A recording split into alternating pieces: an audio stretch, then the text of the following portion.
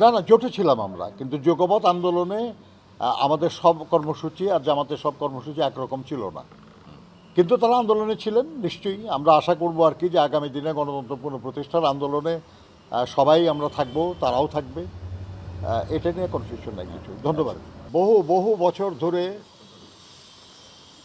বিভিন্ন রাজনৈতিক দল গণতন্ত্র পুনঃপ্রতিষ্ঠার জন্য আমরা কখনো জোটবদ্ধভাবে, কখনো যুগপৎ আন্দোলনে আমরা রত আছি। এবং এই যুগপৎ আন্দোলনে সব সময় আমাদের সঙ্গে যারা ছিলেন তাদের অন্যতম হলেন সমমনা জোট।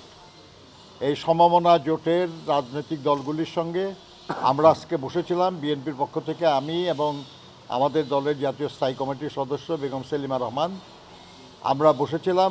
আমরা বিস্তারিতভাবে দেশে বিদ্যমান রাজনৈতিক, সামাজিক, অর্থনৈতিক বিভিন্ন বিষয় নিয়ে আমরা আলোচনা করেছি।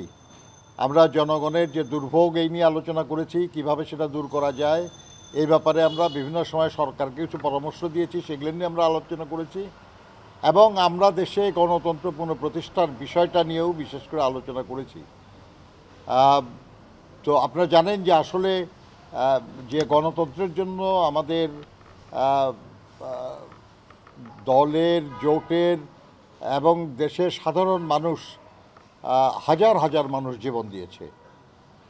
অতি সম্প্রতিও সহস্রাধিক মানুষ জীবন দিয়েছে, আহত হয়েছে।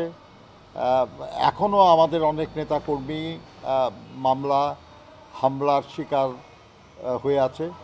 তো এরকম একটা সিচুয়েশনে যে আলোচনা আমরা করেছি, এই আলোচনার বিষয়ে আমাদের দলের পক্ষ থেকে বিভিন্ন সময় বক্তব্য দেওয়া হচ্ছে।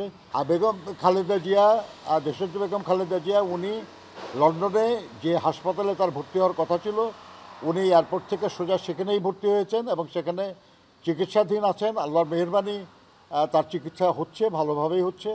আমরা সবাই দেশবাসীর কাছে দোয়া চাই যেন আল্লাহ তাকে দ্রুত সুস্থ করে আমাদের মাঝে ফিরে নিয়ে আসেন।